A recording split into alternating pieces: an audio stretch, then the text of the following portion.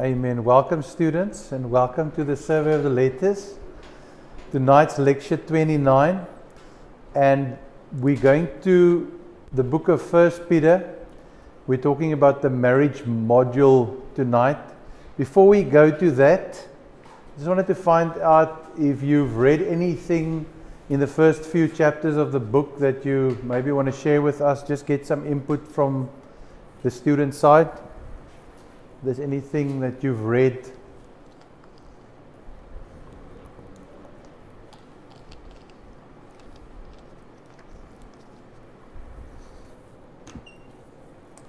I hope you've been reading 1 Peter.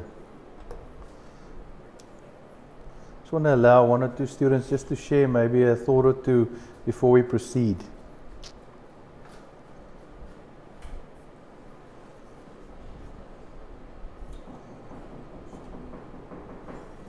Maybe that student will share. They can't wait to get in the class. 1 Peter 2:24, it's a famous scripture. It's talking about through Christ's wounds we were healed and we were made free.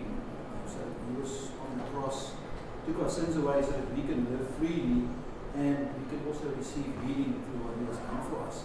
So that's the emphasis on that. This is it's a very important scripture, especially in my life. One that I would suggest everybody should know actually, and repeat it till you believe it. There's so much healing that comes just from the revelation that lies just in that small scripture there. If you realize that you don't have to live under sickness and the bondages of sin, you are made free and you are actually healed fully. Well, that's true. That final section there, I mean, it's quoted so many times and really connects healing with the atonement, talking about salvation, and then, talking about Christ himself bearing our sins on the cross in his body, and then declaring that by his wounds we've been healed. So that is a very powerful text. 1 Peter 2:1 is also quite powerful because it gives instruction for us to take action. It says get rid. So you have to rid yourself of malice, of deceit, of hypocrisy, of envy, of slander of every kind. And then like newborn babies, crave the pure spiritual milk so that you may grow up in your salvation. Now that you have tasted that the Lord is good. This is talking about a consistent action of challenging your own behaviors and the way you act, and then also testing the hunger that you have, and that must be a spiritual hunger. Now, as we move into tonight's lecture, we're talking about 1 Peter 3 verse 1 to 6. And this passage speaks to wives about submission, inner beauty, and talks about the example of Sarah, and it's often misunderstood and misapplied. So what we're asking is, what does this passage reveal about the kind of influence a woman can have in her home, her marriage, and her community, and how does this challenge or affirm today's cultural messages about womanhood? The cultural message, actually, just a portion of what we discussed. Today's cultural message for a woman is that you should be wearing makeup, your hair should be nice and neat, and you should look your best. Otherwise, you're out. You're actually moved separate. You're placed separate.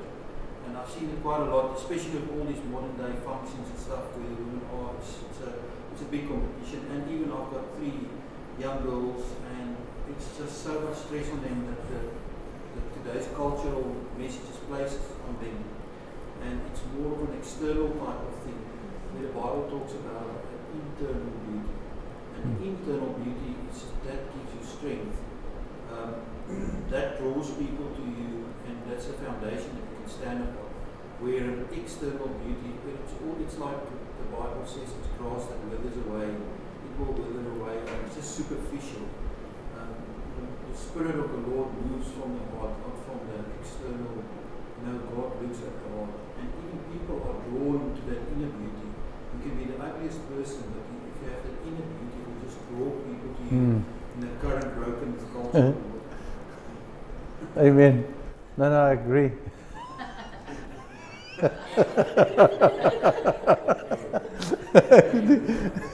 Oh, Andre, jy stout, jong. Yeah, but that's good. Thanks, Andre. So you're saying that there's a lot of pressure on women to look beautiful, to have the best. And I mean, we look at all these fashion magazines and everything on the internet, and that's why there's such a lot of dieting problem, you know, with women, eating disorders and plastic surgery, because of the pressure that's on women to try and conform to many times a photoshopped image. Suicides. Yeah, suicides, something that's not even real. Ja. Ja. Je moet lang strijk aan Ja. mooi te lijken. Ja. En zoals wat ons nou hier gelezen het, die influence wat zij en wat de vrouwen naar huis zit, als zij niet respect heeft voor haar man, die gaan naar kinders die respect heeft voor de pa nie. Want zij stellen die voorbeeld in die huis zit. En als zij misschien zoals iemand is wat drank in haar huis, dan gaan die orde wees in haar huis. En as daar die orde in haar huis is, kan sy nie uitgaan in die community en buite iets probeer doen wat sy nie in haar huis kan doen nie. So en die challenges van women moet we daar, die vrouwens glo hulle moet independent wees, hulle hoef nie onderdanig te wees aan die man nie. Maar toch, die Here die man eerste geskapen en hy het hom authority gegee om te rule oor alles. So wat sy moet ook onder 'n man staan, nie te sê dat sy onder hom voete gaan wees nie, maar sy moet langs aan hom sy staan om hom te help, om hom by te staan, om sy support en alles wat hy doen. Soos die saying sê, 'n vrou kan 'n man maak of breek. So as sy nie 'n sterk support system is vir haar man nie, dan gaan die man ook maar net kom met net worry. Ek het nie nodig om uit my pad uit te gaan om huis te bou of my kinders te wat hulle ook aan iets kan kom en die vrou ondersteun my nie. Sure, ja, nee, dat is baie mooi. Ek dink dat die Bybel sê dat God die vrou die man vergeer as hy help. Ja. So vandag se daar is dit dat as die man hy hou met die dak en hy wil altyd die vrou vertrou. Waarvan God ook die vrou uit die appel geskapen of gemaakt het, wat baie na in die hart is. Die vrou is iemand van liefde, wat die liefde moet leef. En ek sê altyd vir my vrou dat ek is die man, ek sal die kind die grove kant wees, maar sy moet die kind weer die sagte kant. Ja. Sodat eendag, want vir alle seunskind, as sy ma hom goed groot maak, sal hy eendag 'n vrou wil hê soos sy ma. Ja. En dit is baie belangrik. Sure. Ja. Ja, nee, baie mooi, ja. Vandaag is daar baie challenges ten opsigte van how society is structured. There's lots of women who are single parents. There's lots of women who are in marriages where husbands are unemployed. And in cases where women assume because of the absence of Christ or the correct understanding of the Word of God, if one does not submit to God, it's difficult to submit to your husband. Yeah. When circumstances dictate something else, where women now earn more than men, and later on women start doing the things that men do. And in that, the whole community, because it starts with the institution of a family, And if the institution of a family doesn't function, Yes. it is first the husband, then the wife submits to the husband because she's responsible for the environment at home. And it is very important for the two, when it comes to the children, not to contradict each other, but to support each other. Yes. Otherwise, you have what we have in our communities, and we see daily how our youth are basically being killed with drugs and all kinds of social ills. It all starts at home. That's true. Yeah, the family unit, when that falls apart, everything else falls apart. I think when we go back to the Word of God and we look at the Word of God as a lamp and a light and a standard to be obeyed, if the husband and the wife obey, then you'll find that the order works correctly and everything functions properly. But as soon as somebody does something wrong, there's this knock-on effect.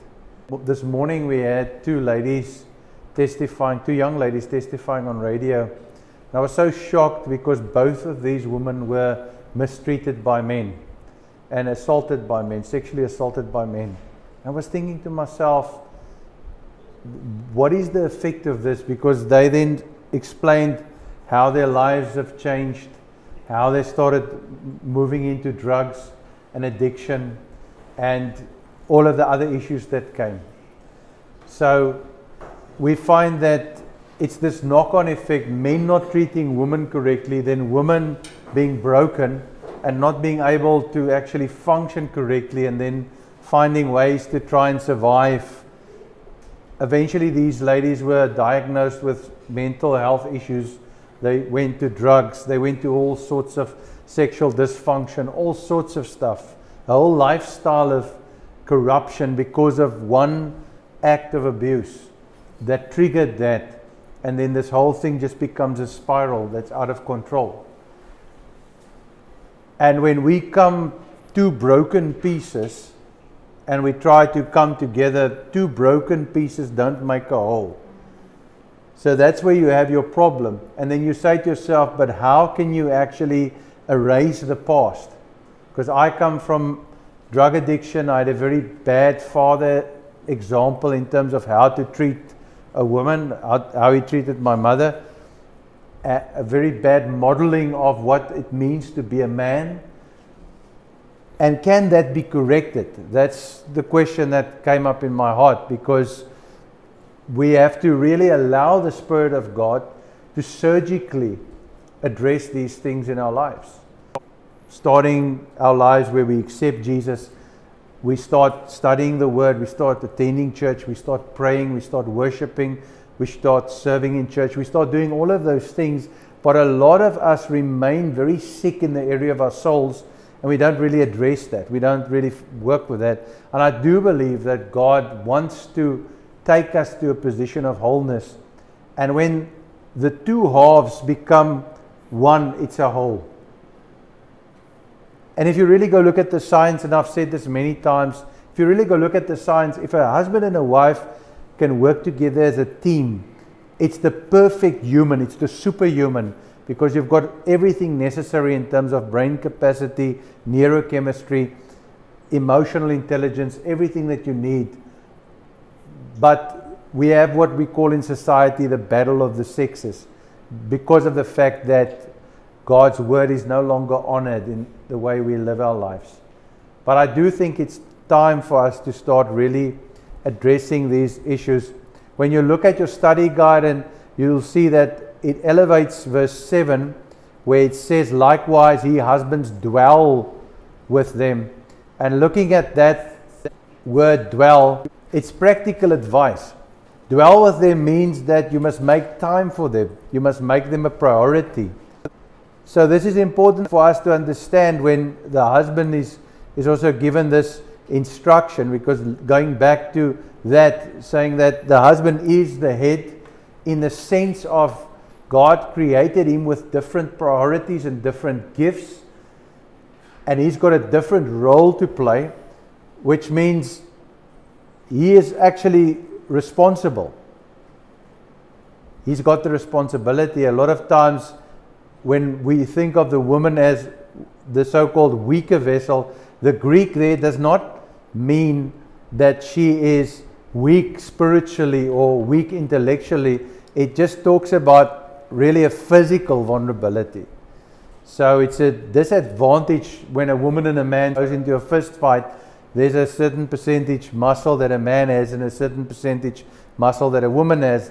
There's a physical disadvantage. So when he talks about that, he's talking about weaker in the sense of actually us as men looking at that not as a vulnerability to exploit, but as a responsibility for us to protect, to cherish, and to nurture. That's what he's saying. But for many years, when people looked at these scriptures, they would see them differently.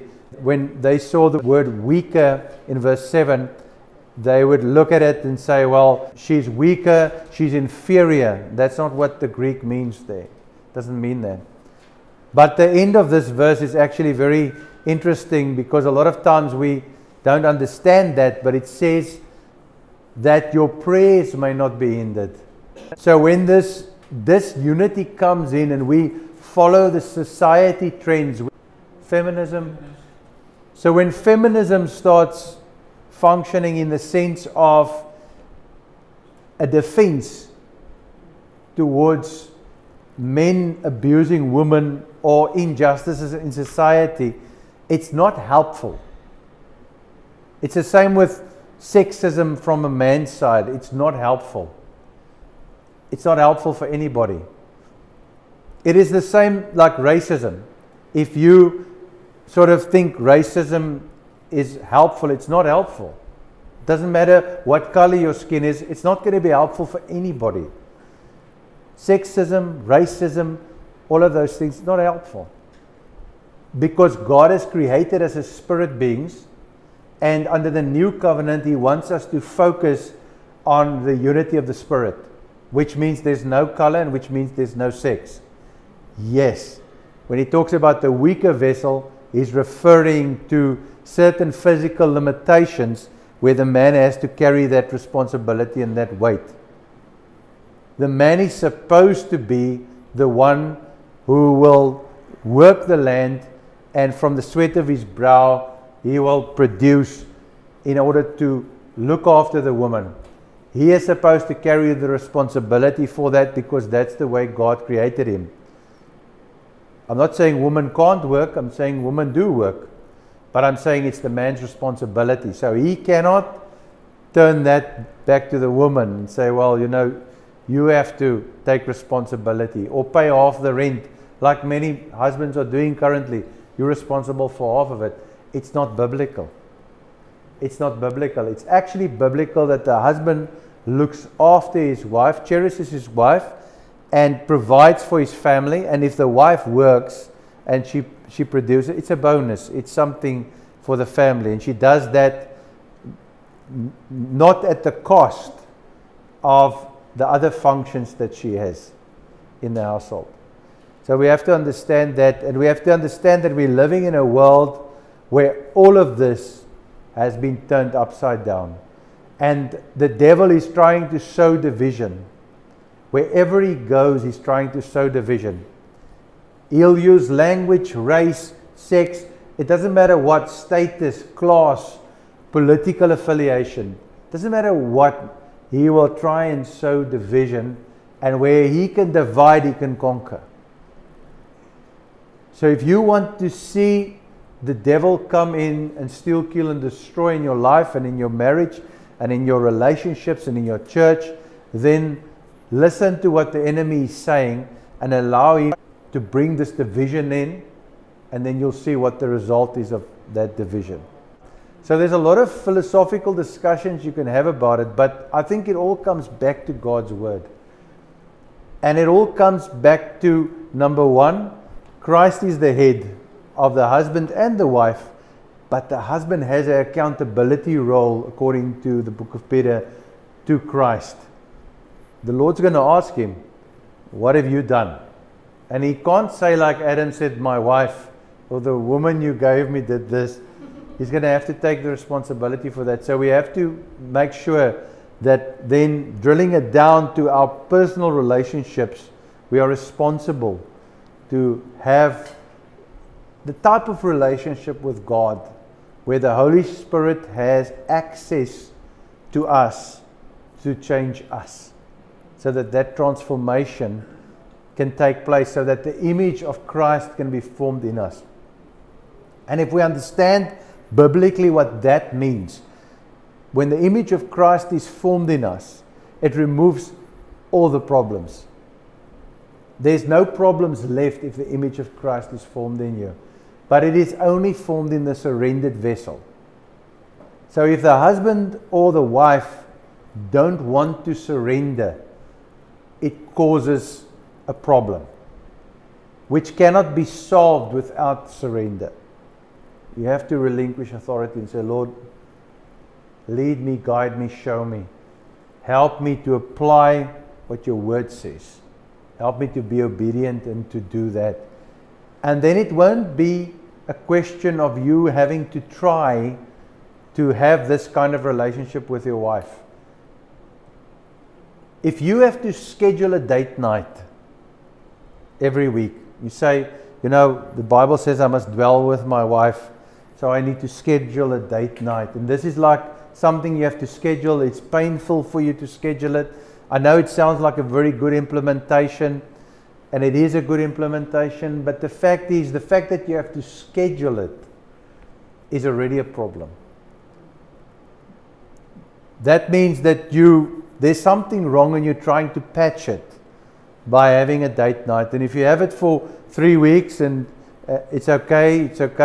If there's an argument at date night number 3 and the waiter does something wrong, or there's a disagreement between the husband and the wife, or something with the bill, then you're back to square one again. Then all the work that you've done in your date nights, they've not worked.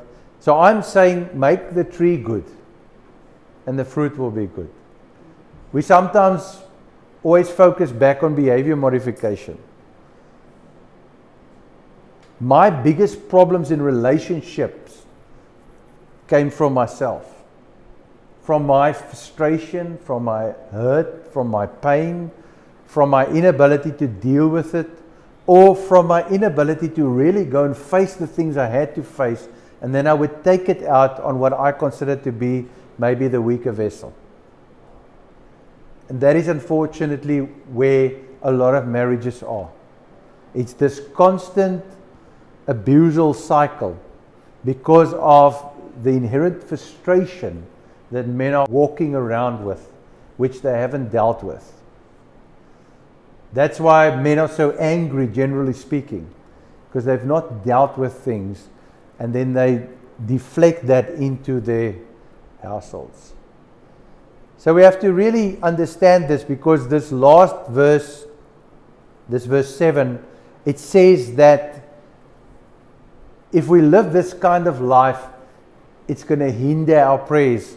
The implication of that is that we are going to find ourselves in difficulty together, because we're not going to be able to get the breakthrough that we need in our lives, because there's place for the devil to steal, kill, and destroy and function in our lives. So this is something we have to seriously consider.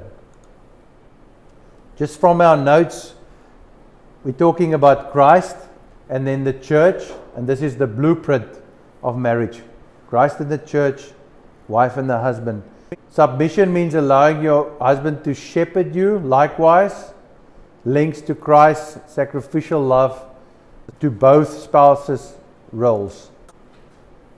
Counsel to wives with disobedient husbands. Now, in the scripture, it also talks about your inner beauty, your lifestyle, your love, your Christ-likeness radiating out to this husband that's got an issue.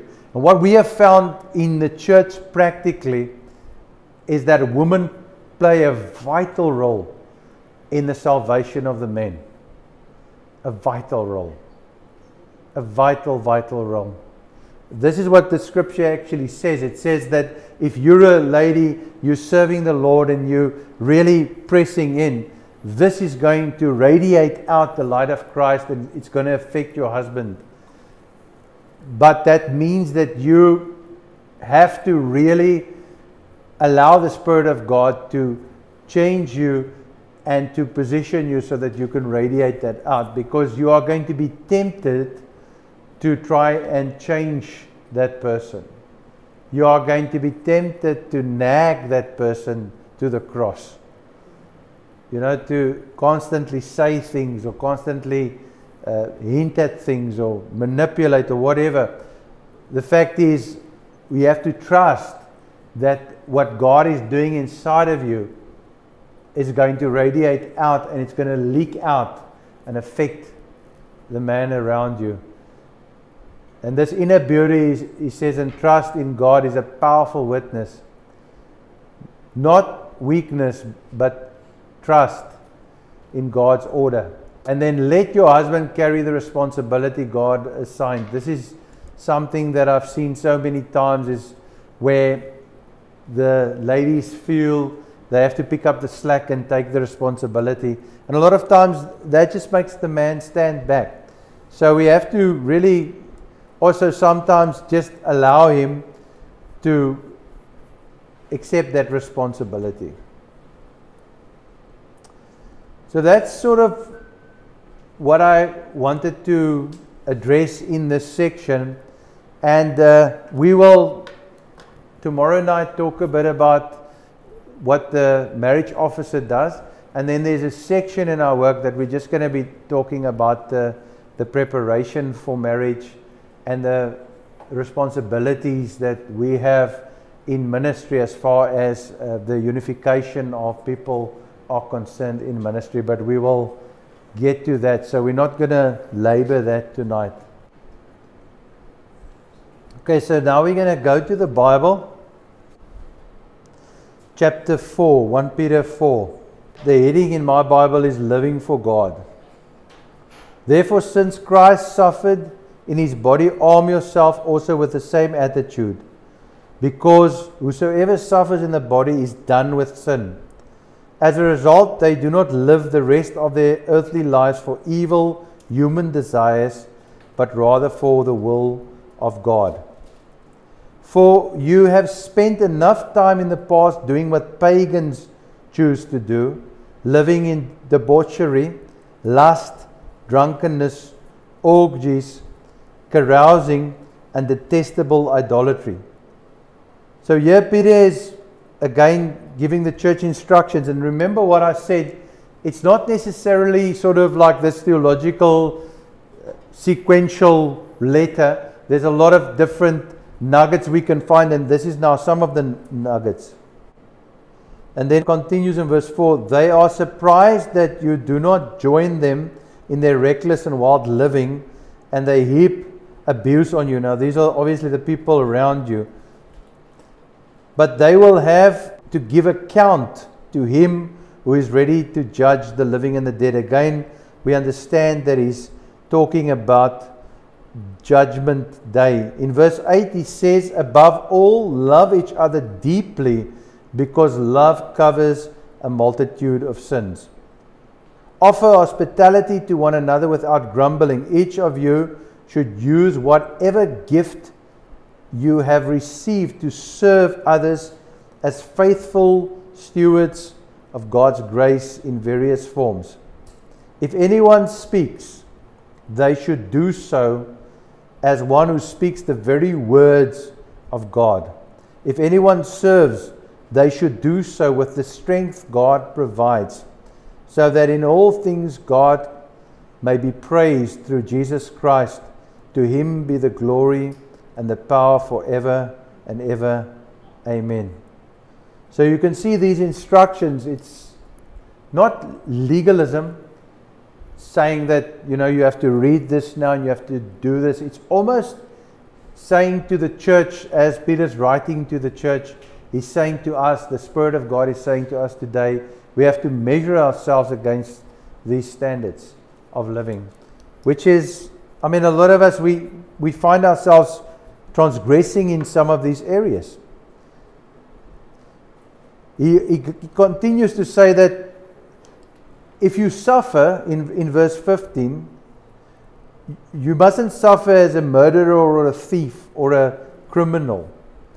However, if you suffer, he says, you must suffer as a Christian, because you're not ashamed to bear his name.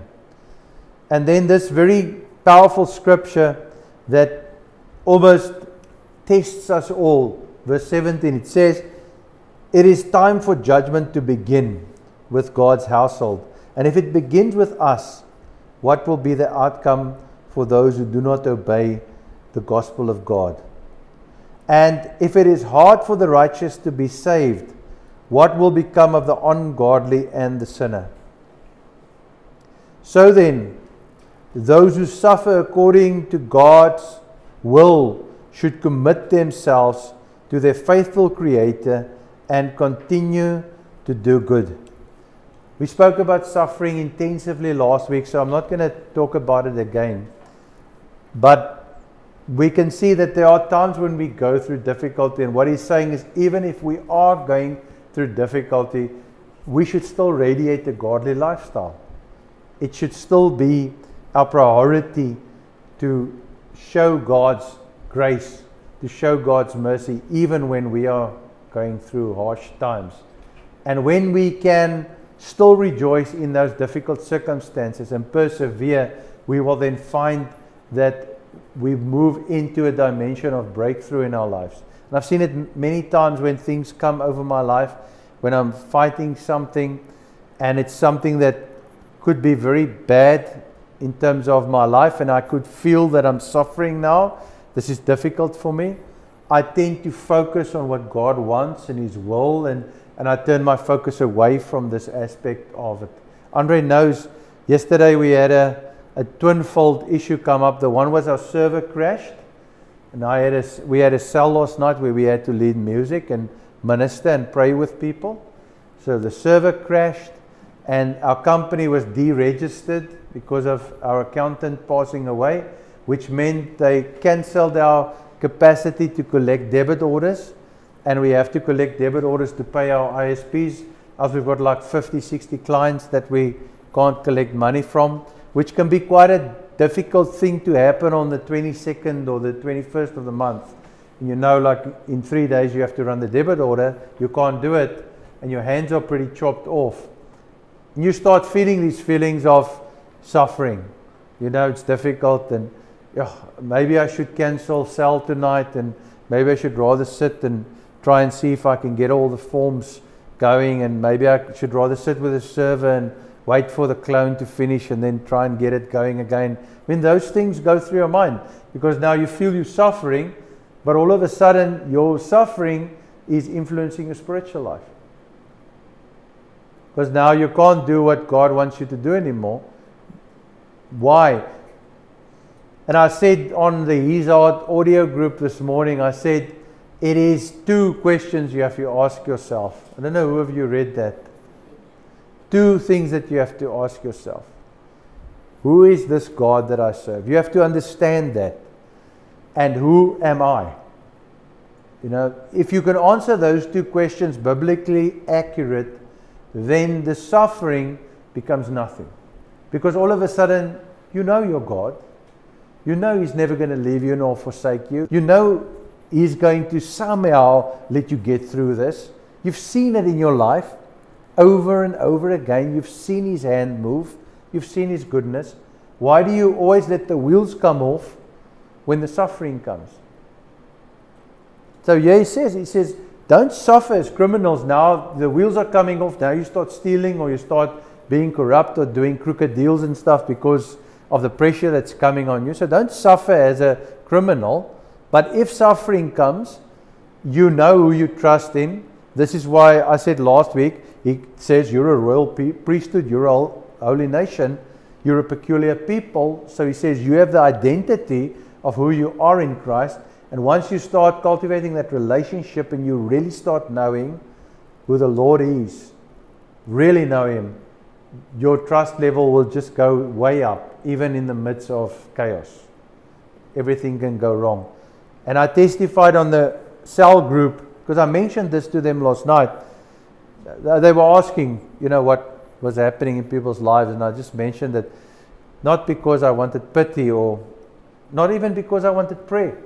I'm not saying I didn't want prayer, but I didn't need prayer. I didn't feel, in the moment it happened, I dealt with it, and then I just let it go. Just like, let the peace come, and just peace. And I testified today, both those problems were solved. I've been trying to get that company registration sorted out since the first month this year, since January month. And we're already in the 10th month now, so 10 months I've been battling. We sorted what I couldn't sort out in 10 months, got sorted out in 1 day.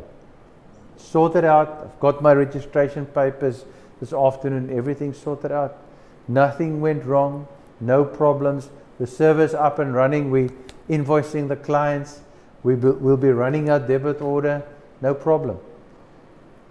But if I had overreacted and I had given the devil space and place in this situation, it could have turned into quite severe suffering, because it just gets worse and worse and worse. The more you look at it, the more you meditate upon it, the more you focus on it, the worse it becomes. It's the worst thing you can do, is to lose your joy, is to lose your peace. You just need to push on and thank God. We say Bible school is about Christian education. It is. And education is amazing. It's amazing to know things, to have a certain level of intellect or knowledge. It's great. But what you really need is godly character.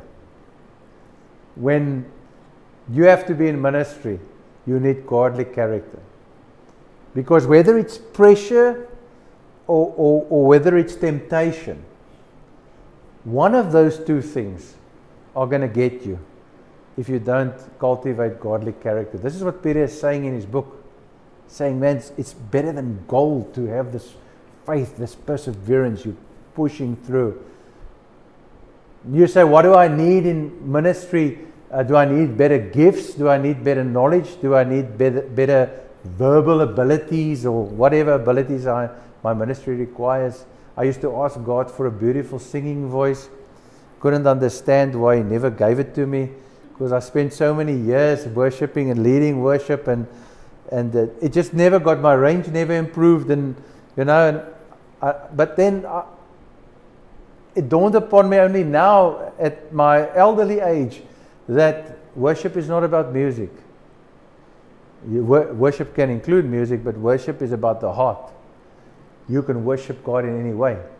The Bible says make a joyful noise. So if my joyful noise leads people into the presence of the Lord, if I can just make a noise and make a shout and a scream and never get compliments or never get sort of acknowledged, doesn't matter. It's about Him. It's about giving Him glory. So we mustn't become obsessed about things that we want in the way we want it. We must rather allow Him to move in us and to move through us. So the last chapter, which is chapter 5, talks to elders. To the elders among you I appeal as fellow elders and a witness of Christ's suffering, whom you will share in the glory to be revealed. Be shepherds of God's flock that is under your care, watching over them, not because you must, but because you are willing, as God wants you to be, not pursuing dishonest gain, but eager to serve. I mean, sure, this is so counter-cultural in what's happening in the church today as far as Christian leadership is concerned. I mean, this next verse, verse 3 says, not lording over those entrusted to you, but being an example to the flock.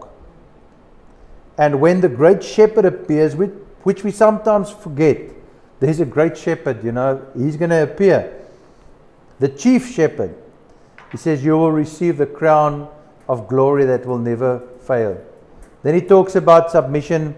I'm not going to read it, all of it, but we have to understand that these are all instructions and we are supposed to obey what God is saying. I like this verse. Maybe I should end off with this one, verse 8. It says, be alert and be of sober mind. Your enemy, the devil, prowls around like a roaring lion, looking for someone to devour. Resist him, standing firm in the faith, because you know that the family of believers throughout the world is undergoing the same sufferings. We must remember that we have to be alert, we have to be sober. Verse 7 says we must cast all our anxieties on him because he cares for us. Verse 6 says we must humble ourselves under the mighty hand of God. And I did a message on this once, running it from verse 6. There's a progression to this. There's a progression to this. A lot of times we resist the devil and he will flee. And we don't take humble yourself. And we have to understand it starts with humbling yourself. Then it moves to a point, verse 7, where you have to cast your anxieties. If you don't cast those anxieties will paralyze you, and it will put you in a vulnerable position that when the enemy is prowling for blood, for Christian blood, he's going to get you, because your anxieties are going to be in the forefront of your mind. And when the devil comes around and he starts talking to you about those anxieties, it's going to take you down. So you have to humble yourself, you have to cast your anxieties, then you can only be alert and sober in your mind. And then you can resist the devil. So there's a progression to this text. And a lot of people, they fail at humbling themselves. If you read the context, and we are studying hermeneutics now in pastoral training, if you read the context, it starts with spiritual leadership. It says, listen, don't lord over people, don't be greedy for money, don't give yourself the best and put yourself the best. Think of Jesus when he went down and he washed the feet of the disciples. This is the kind of leaders we are looking for.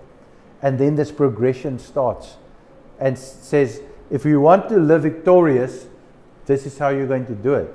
It's not going to be any other way. You can scream at the devil the whole day. You can shout at him. You can talk in tongues. You can read text. You can put it up on your wall. You can go to church till your feet are stomp. You can go to church every day. You can pray every day. You can do all of those things. But victorious Christian living doesn't come from those things. It leads to those things, but it doesn't come from those things. Victorious Christian living comes from obeying God and submitting yourself, humbling yourself, and then following what He is telling you to do. That's where the victorious Christian living comes from. So stop trying to do just the top line things. Go to the bottom and fix it at the bottom where it's wrong. Work with the root of the problem. Don't go and work on what we call behavior modification. There has to be a transformation, not a modification. There has to be a total transformation. That transformation starts with humbling yourself. Even if you're a leader, you should be the greatest servant. Jesus said exactly the same thing. He says we don't lord over each other like the Gentiles do. And it's a problem. It's a problem for all of us because we all have egos and we all have desires to be accepted, to be celebrated. And there's always pecking orders and authority levels and all of those things. We see it all around us. We're contaminated by those ideas, and then it filters into the church. And you know what? The first thing is our rebellion starts not with our pastors or with our church leaders or with, our parents or wherever. The rebellion starts towards God. because we actually rebel against God by not doing what He's saying. We don't want to admit that. We don't want to say that we are in rebellion against God, but we actually are in rebellion against God if we don't obey what He said. It's very important. That is a success recipe to get into real areas of victorious Christian living.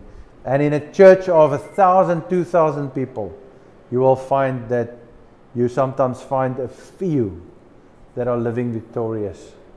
The others, they are under the circumstances.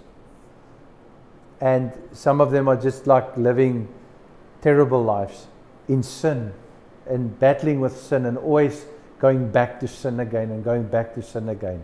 Others are just in rebellion. They're just fighting and but not getting anywhere.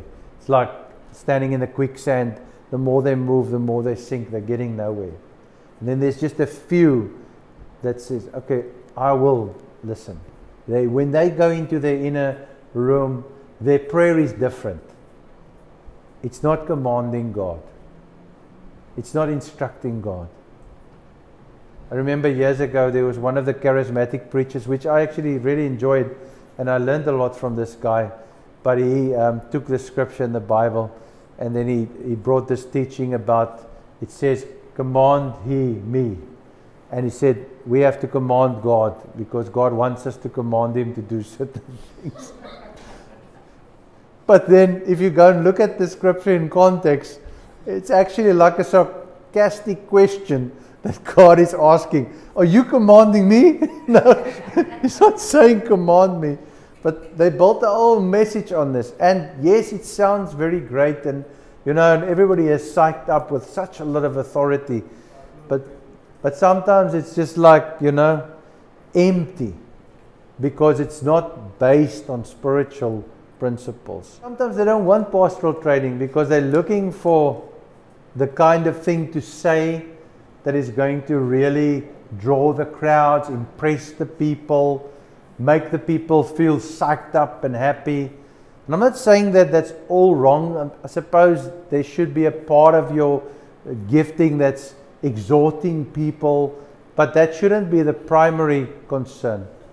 The primary function is to reveal the heart of Christ, so that when people listen, they hear Christ's heart, and then they know, I need to take action, I need to take corrective action, there's something I need to do. Repentance needs to come forth. You know what? If you go look at revivals through all the years, the greatest aspect of all the revivals, although we as charismatics, we always want to hear about the shaking and the talking in tongues and the rolling on the floor, and we want to talk about that and the healings that took place. I mean, we're hungry, and we are hungry for those kind of manifestations. But the greatest moves of God have been repentance. It's been people who have come to a point and said, listen, there's something wrong. And all of a sudden, in this atmosphere where God has manifested, I'm now acknowledging that there's something wrong with me, which I haven't seen. I haven't seen this at all. Now, all of a sudden, it's open and I can see, what was I thinking? I mean, I should have changed years ago. This can't be like that. And then repentance takes place. That's when we are met with the presence of God, we experience the presence of God, the natural reaction is change. That's why Peter, when the Lord came to him, he fell down. He said, go away from me. I'm a sinful man. He became very aware of himself and of his lifestyle. And this should happen throughout the Christian life. It's not something that just happens once. We have to have these moments where the presence of the Lord reveals to us that there's something in our lives that has to change. And this is the part where I now start pointing out sin. The sin finger goes. Ek bang raak Andre nou.